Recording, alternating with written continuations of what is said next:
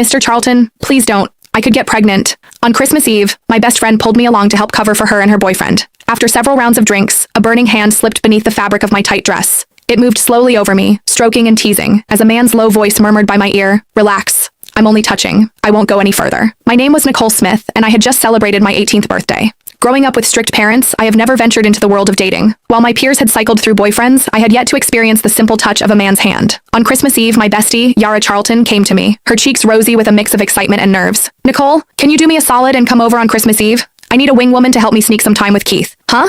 I stared at Yara, puzzled. Blushing deeper, she nibbled on her lip and spilled the beans, saying, "I'm scared my dad will catch on to Keith and me. If you're there, you can help distract him." Her voice trailed off, her eyes dancing with mischief.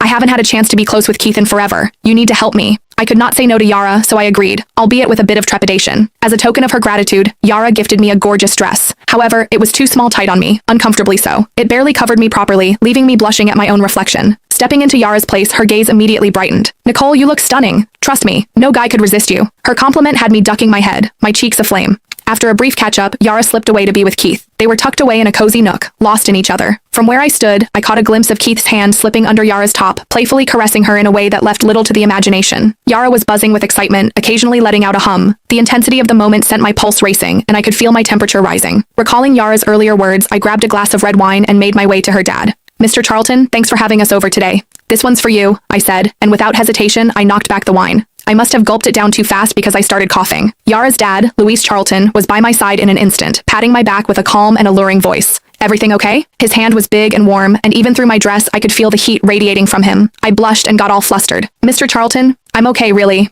I managed to say as I discreetly stepped back. Luis gave a knowing squint and polished off his wine with a grin. "Enjoy your Christmas Eve. Don't worry about me being the old guy here." Yara, a little tipsy, overheard and pulled me down to sit. "Nicole, just drinking is so dull. Let's spice things up with a game."